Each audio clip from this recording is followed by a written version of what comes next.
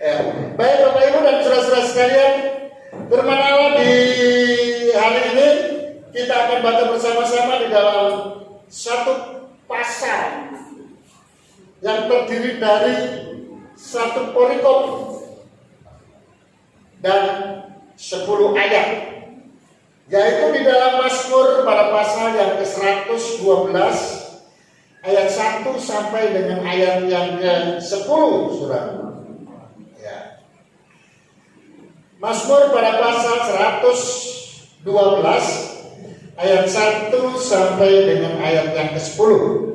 Ya, karena ini adalah ayat yang pertama, mari kita akan baca bersama-sama ya. Secara responsorial berdiri maksud saya ya.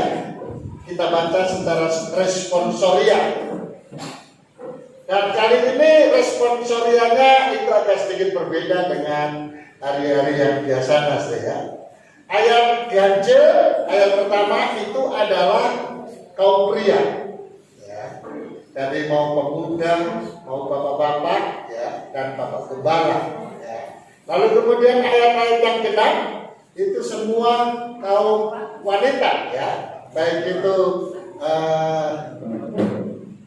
pemudi ya, lalu kemudian ibu-ibu ya, itu boleh membacakan pada ayat-ayat yang ganjil, dan kecuali ayat genap ya, ayat genap terakhir baru kita akan baca bersama-sama ya. Hari kaum bapak dulu ya, 2, 3. Haleluya, berbahagialah orang yang takut akan Tuhan, yang sangat suka kepada segala perintahnya. Anak cucunya akan berasa di bumi, angkatan orang benar akan diberkati. Harta dan kekayaan ada dalam rumahnya, kebajikannya tetap untuk selamanya. Di dalam tempat terbit terang bagi orang benar, pengasih dan penyayang orang yang adil. Bujur orang yang menaruh belas kasihan dan yang memberi pinjaman, yang melakukan urusannya dengan sewajarnya. Sebab ia takkan goyah untuk selama-lamanya, orang benar itu akan diingat selama-lamanya. Ia tidak takut kepada kabar celaka, hatinya tetap penuh kepercayaan kepada Tuhan. Hatinya teguh, ia tidak takut, sehingga ia memandang rendah para lawannya. Ia membagi-bagikan, ia memberikan kepada orang miskin, kebajikannya tetap untuk selama-lamanya, tanduknya meninggi dalam kemuliaan. Sama-sama. Orang fasik melihatnya lalu sakit hati, ia menggertakkan giginya lalu hancur. Keinginan orang fasik akan menuju kebinasaan. Amin. Silakan duduk saudara-saudara. Ya, saya ingatkan kepada kita semua sudah mendapatkan warta kita, atau nggak cukup tadi ya? Ya. Saudara-saudara yang kasih, baik. Judul yang ada di dalam Alkitab, ya, perhatikan. Judul yang ada di dalam Alkitab adalah bahagia orang benar. Ya. Bahagia orang benar. Kalau berbicara tentang bahagia, ini adalah kalimat yang paling disukai oleh semua orang. Ya, saudara-saudara yang kasih, kalau umpamanya Bapak Gembala berdoa untuk saudara-saudara sekalian, ya, berbahagialah engkau seluruh jemaat Philadelphia 2, ya. Semuanya tersenyum. Bagaimana kira-kira kalau Bapak Gembala terbalik doanya ya? Celakalah. Besoknya nggak ke gereja. Iya. Baru bilang celaka. Ini belum apa namanya? Terusannya, kan gitu kan? Sebetulnya kan benar sebetulnya. Celakalah orang yang nggak bertobat, itu kan benar sebetulnya ya. Tapi oleh karena mendengar kalimat celaka, ya, orang sudah duluan tidak suka, saudara-saudara yang kasih ya. Nah, bahagia orang benar. Kita kita seringkali disudutkan dan itu mempersulit kita. Kalimat mengatakan orang benar. Ya. Loh, orang benar itu yang bagaimana? Ini yang seringkali kita sulit untuk mencernahnya. Tapi hari ini ya sangat sederhana ternyata. Sangat sederhana ternyata ya. Kenapa? Ayat yang pertama sudah berikan apa yang dimaksud orang yang benar. Ya. Nah, haleluya, perhatikan. Berbahagialah orang yang takut akan Tuhan. Saudara, judulnya dengan jelas, bahagia orang benar. Saudara, biasanya ya judul lalu kata pembukaan itu sinonim, saudara. Itu ada runtutannya. Ya. Ada runtutannya, saudara lihat kasih. Harusnya bahasanya, saudara, harusnya bahasanya kalau judulnya berbahagia atau bahagia orang benar, ya, maka harusnya ayat 1, haleluya, berbahagialah orang yang benar. Itu harusnya. Ya. Tapi Alkitab mencatat firman Tuhan berkata, saudara-saudara yang kasih, catatan itu jelas. Berbahagialah orang yang takut akan Tuhan. Itu artinya apa? Orang yang berbahagia adalah orang yang benar. Orang yang benar adalah orang yang takut kepada Tuhan. Jadi sekalipun di judulnya ini adalah bahagia orang benar, saya bisa memakai kalimat judul yang lain, ya, takut akan Tuhan. Itu berbahagia, ya. Itu berbahagia. Maka di mata kita hari ini judulnya adalah takut akan Tuhan. Mengapa orang yang takut akan Tuhan itu berbahagia? Nah, namun kita akan pelajari sebab salah satu kehendak Tuhan dalam kehidupan setiap orang percaya kepada Tuhan itu adalah hidup berkenan kepada Tuhan, hidup benar di hadapan Tuhan, atau hidup takut kepada Tuhan. Mengapa kita harus takut kepada Tuhan? Nah, itu sudah dicatat, saudara ya. Orang yang pertama dia, orang yang takut akan Tuhan akan takut berbuat dosa.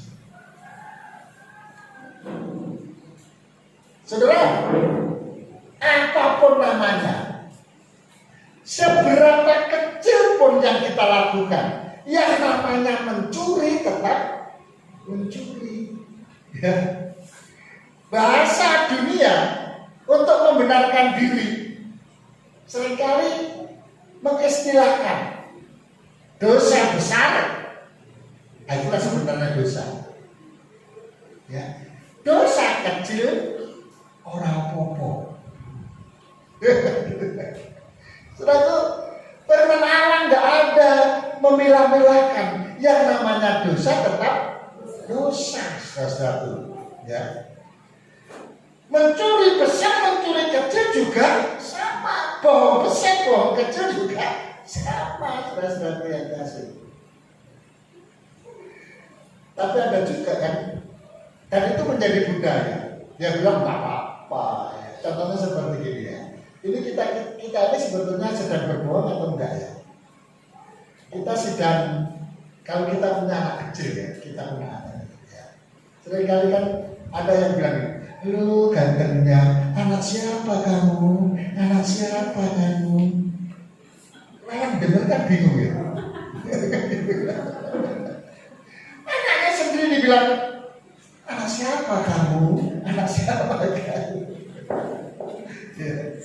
Saudara-saudara yang kasih, yang kedua, orang yang takut akan selalu berbicara jujur, tapi tak mencatat jika ya, katakan ya, jika tidak, katakan tidak.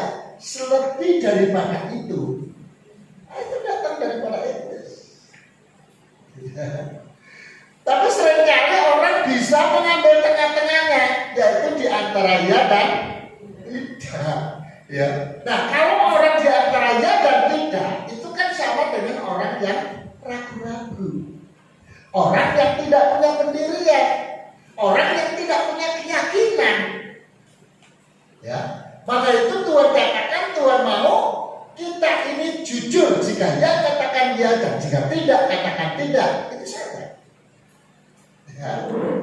Yang ketiga, orang yang takut akan Tuhan akan selalu merenungkan firman Tuhan.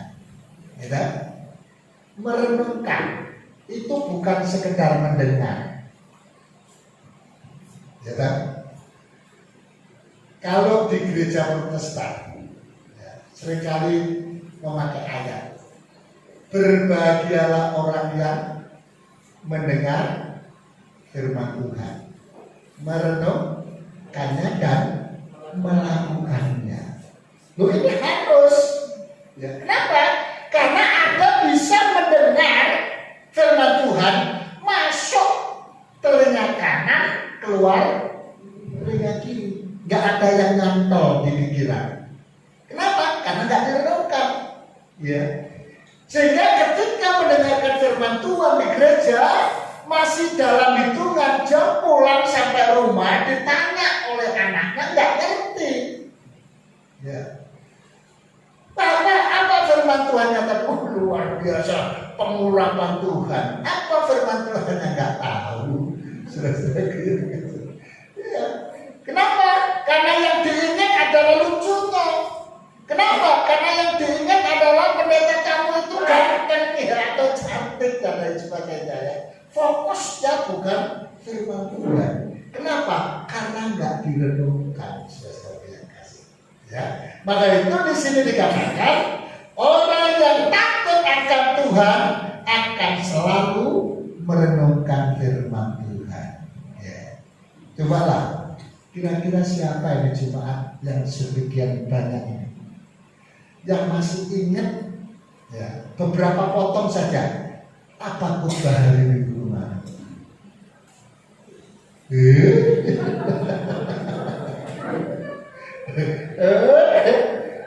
Mau lihat catatan? Orang nggak pernah nulis. Hah? Iya, minggu semalam. Nah, bentar. Susah kita, agak susah ya menghafalkan apa yang dikhotbahkan. Sing khotbah sopo?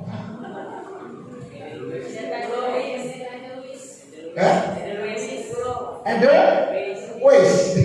Nah, kalau susah itu ya ngomong aja. Tamu dari mana? Aku ngapalkan Edelweiss itu agak susah loh. Makanya seringkali aku pakai marganya, karena famnya itu Tekualu. Nah, kenapa aku bisa hafal? Karena Tekualu kawanku banyak, famnya Tekualu ya. Sudah yang kasih. Nah, ini bisa kita ingat ketika kita merenungkan. Ya. Maka ketika kita mendengarkan firman Tuhan, sudah yang kasih, cobalah kalau malam sebelum tidur diingat ya. Apa khotbah tadi ya? Nah, jadi lihat apa tuh? Kalau hari ini gampang. Ya. Kalau mengingatnya bagaimana? Ambil ini, ya. Karena di harta. Saudara yang kasih, itu penting sekali. Kenapa? Karena firman Tuhan itu saudara yang kasih, sekalipun itu tidak engkau renungkan, sekalipun saudara, satu ketika itu akan bermanfaat bagimu. Kenapa? Karena firman Tuhan mengatakan setiap firman Tuhan yang disampaikan itu tidak akan pernah kembali dengan sia-sia. Satu saat firman Tuhan yang disampaikan itu akan teringat, muncul dalam pikiran kita. Ya, apalagi kalau itu direnungkan. Ya. Yang keempat,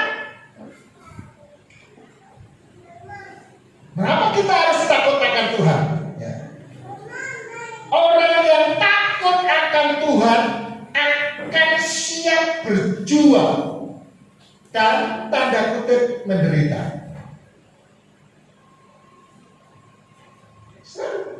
Orang kan bilang, orang kaya itu ya, pasti gak menderita itu ya.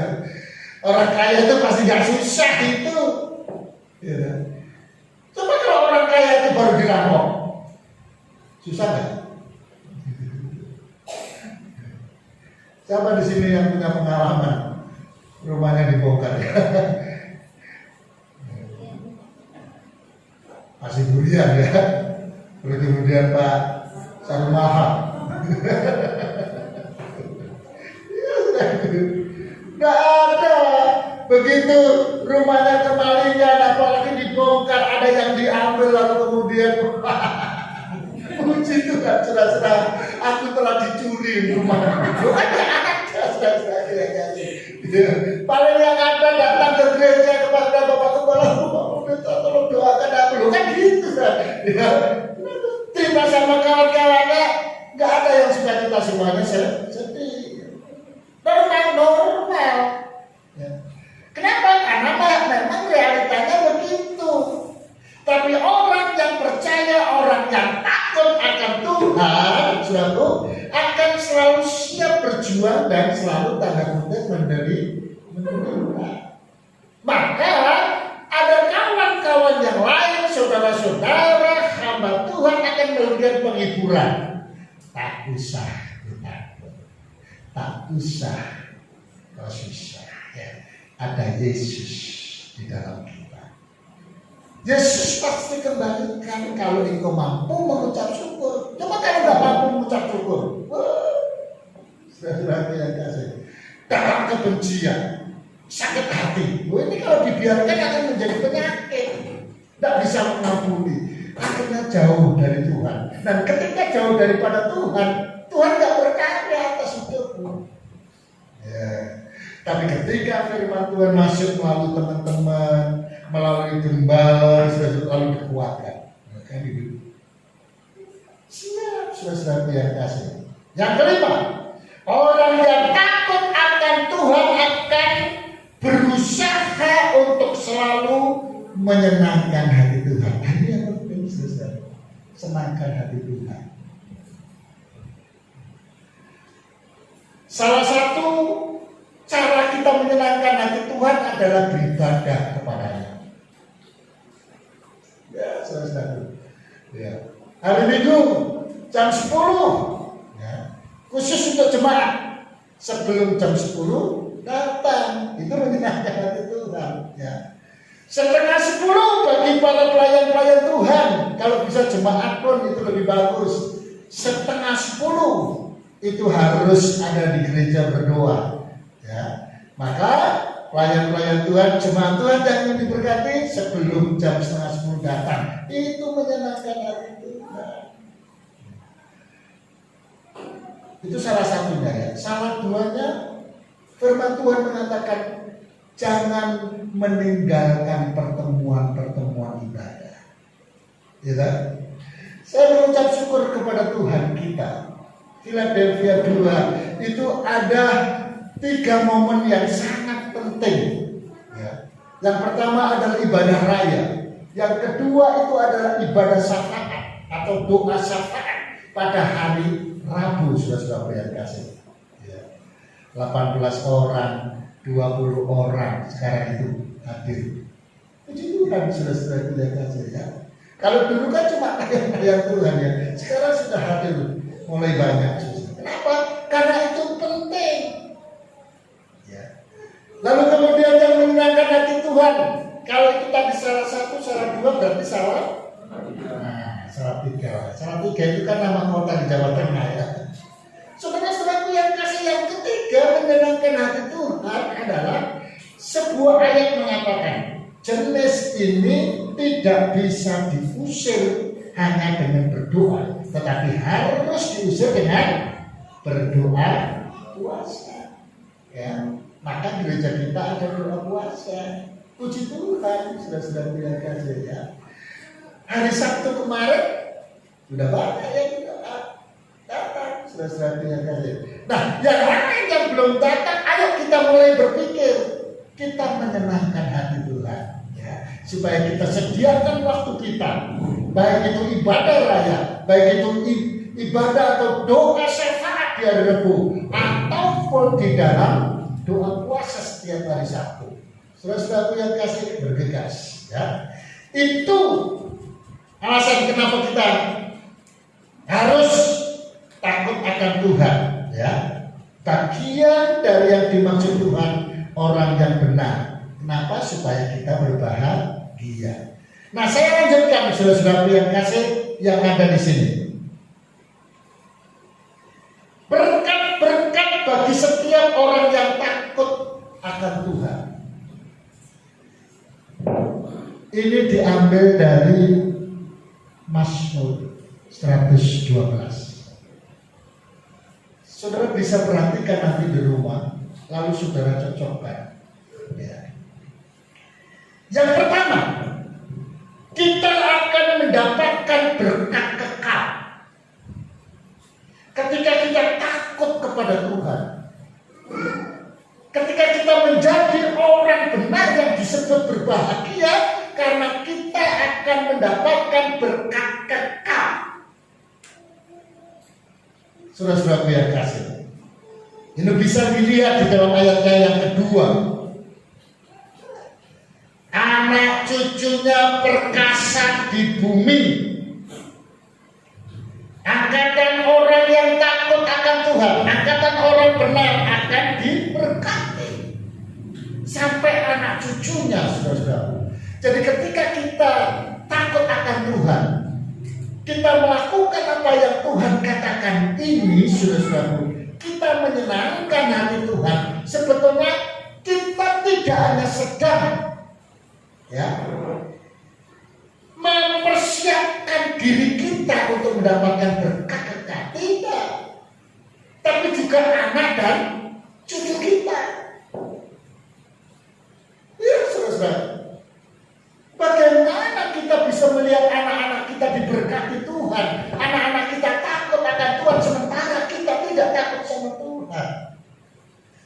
Maka yang terjadi sekalipun kita bergereja, sekalipun kata kita Kristen, oleh karena kita tidak takut akan Tuhan, tidak benar, saudara-saudaraku yang kasih, anak-anak kita akan hidup tidak karu-karuan. Mata kita, pikiran kita, tindakan kita tidak akan bisa mengawasi anak kita di luar. Mungkin kalau di rumah kita bisa awasi, tapi kalau di luar, apa yang dilakukan mereka kita tidak bisa mengawasi, saudara-saudara yang kasih. Ya. Sama seperti Ayub. Dia katakan, Tuhan, aku tidak tahu apa yang dilakukan oleh anak-anakku di luar pengetahuanku. Tapi sebagai orang tua, aku korbankan korban persembahan penghapus dosa untuk anak-anakku. Maka Ayub hidup takut akan Tuhan. Selalu maka anaknya diberkati oleh Tuhan. Ya. Ya. Nah, berkat-berkat kekal diantaranya adalah harta kekayaan dalam rumah. Sudah perhatikan ayat 3. Harta dan kekayaan ada di dalam rumahnya. Itu pemahamannya atau artinya keluarganya bahagia. Kenapa keluarganya bahagia? Karena ada sukacita, karena ada sesuatu yang dibagikan. Karena apa? Karena ada kekuatan yang tidak dapat ditembus oleh musuh. Tidak sedikit orang Kristen, ada orang yang suka disantet, bisa saja, sudah yang tahu ya. Tapi kalau kita hidup takut kepada Tuhan, maka kita akan dibentengi oleh Tuhan dan kita tidak akan mempan disantet. Ada sukacita, ada yang dibagikan, artinya hidup berkecukupan, saudara-saudara yang kasih. Cukup, tidak harus kaya. Cukup itu penting, saudara. Artinya cukup itu kita makan ada, gitu, pakaian ada, bahkan memberikan kepada orang lain. Itu tidak harus nunggu kaya dulu. Tidak. Ya. Berbuat sesuatu untuk pekerjaan Tuhan menunggu kaya dulu tidak. Saudara-saudaraku yang kasih. Lalu kemudian pada ayat yang keempat, selalu melihat jalan keluar. Itu penjelasan. Tapi kita lihat ayat yang keempat. Di dalam gelap terbit terang bagi orang benar. Apa maksudnya? Di dalam gelap terbit terang bagi orang benar. Atau bagi orang yang takut kepada Tuhan. Di dalam gelap terbit terang. Artinya apa? Selalu ada jalan keluar. Percaya.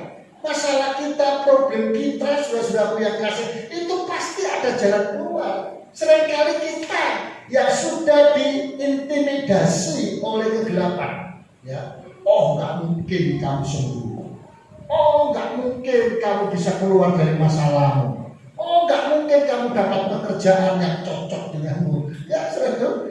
Nah, ini kegelapan, saudara-saudaraku yang kasih. Kita harus singkirkan pemikiran seperti itu.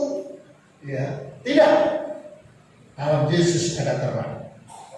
Dalam Yesus pasti ada jalan keluar. Saudara-saudara yang kasih. Ya. Lalu kemudian C. Ada kemujuran. Ayat yang kelima. Muncul orang yang menaruh belas kasihan dan memberi pinjaman. Ya. Ada kemujuran, saudara-saudara. Apa mujur itu apa namanya?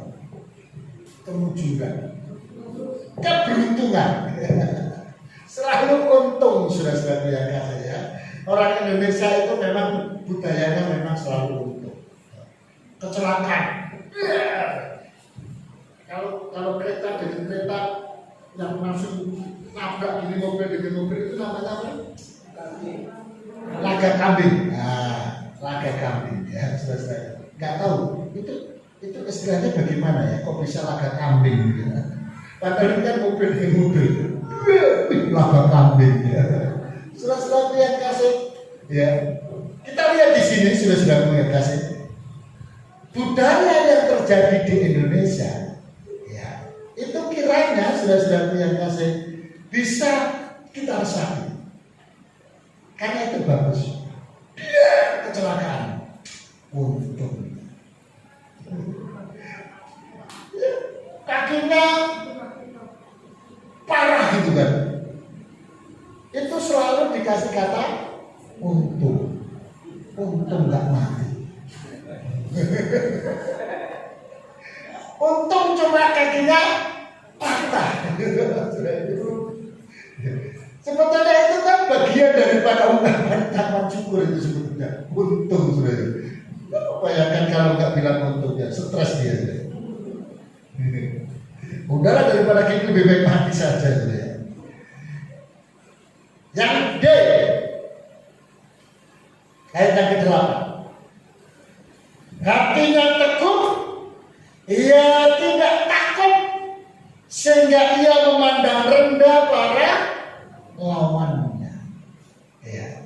Jadi berkat-berkat ini akan menyertai, akan diberikan kepada orang yang takut akan Tuhan. Ya, yang terakhir berkat itu adalah kita akan mendapatkan ketenangan. Oh, coba bayangkan itu ayat yang ke-8 itu. Ya. Ia tidak takut sehingga ia memandang rendah para lawannya. Beda Saul dengan Daud ketika menghadapi Goliat. Saul berserta dengan rakyatnya gemetar, takut. Dia melihat Goliat. Ya lihat tingginya, gini dia, Goliatnya begini. Artinya saking tingginya, badannya kuat tetap, saudara. Lalu Daud begini, semakin begini. Jalannya tadinya biasa begini, akhirnya begini. Tapi beda dengan Daud, tenang. Kenapa? Karena Daud takut sama Tuhan. Orang yang sombong, orang yang tidak takut akan Tuhan, orang yang tidak bertahan di hadapan Tuhan, ketika menghadapi lawannya, gemetar, ketakutan.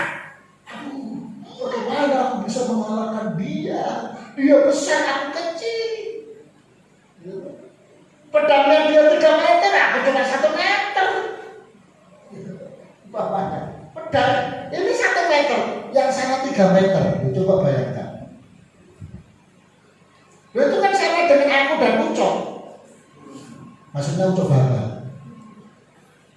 Tinggi sama aku begini kan aja kepalanya. Dia berusaha gini-gini, paling cuma seliweran sini aja.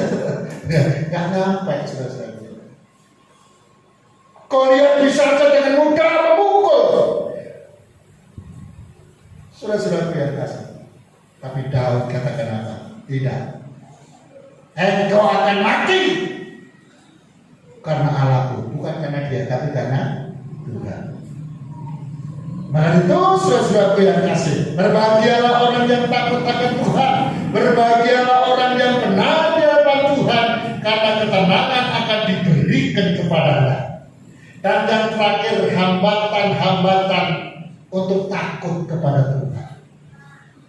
Ya. Hambatan-hambatan untuk takut akan Tuhan. Memurahkan anugerah itu meremehkan anugerah. Ya, anugerah Tuhan.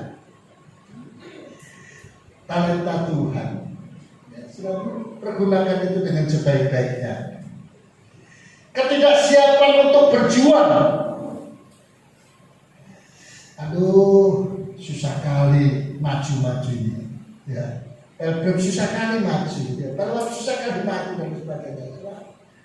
Orang yang takut akan Tuhan, saudaraku, dia akan siap untuk berjuang. Ngajak orang sekali, 2 kali. 2 kali gagal, 3 kali. Saudaraku, orang yang tidak sepaham dengan kita, sekte-sekte, saudaraku, kalau dia datang ke rumah kita, hari ini kita usir. Dia memang pergi, tapi besok datang lagi. Besok kita usir, lusa datang lagi. Sudah sampai dia dapatkan. Itu namanya berjuang. Ya. Nah, kita di hadapan Tuhan sebagai orang yang takut akan Tuhan, tak pernah hentinya untuk, tak pernah lelah ya untuk berjuang. Ya. Jadi hambatan-hambatan takut akan Tuhan itu adalah cinta setengah-tengah. Ya. Cinta Tuhan setengah-setengah. Cinta pekerjaan Tuhan setengah-setengah. Ketidaksanggupan, ketidaksukaan belajar. Di dalam Tuhan itu, saudara-saudaraku yang kasih, sebutan kita banyak sebagai anak Allah, sebagai prajurit, tentara Allah, ya. Sebagai apa lagi? Sebagai murid. Ya, murid itu tugasnya adalah. Nah, di sini dikatakan ketidaksukaan belajar. Belajar firman Tuhan, belajar mengenal Allah dengan baik. Ketidakseriusan dalam pengiringan akan Tuhan, ini yang akan menjadi penghambat untuk kita akan mendapatkan berkat daripada Tuhan. Dan terakhir, perhatikan itu, takut akan Tuhan memang bukan sesuatu yang mudah. Namun sekali kita menjalankannya, kita melakukannya, maka kita akan melihat ya, janji yang dahsyat yang Tuhan akan berikan kepada kita melalui berkat-berkatnya ketika kita melakukannya dengan baik. Tuhan memberkati kita.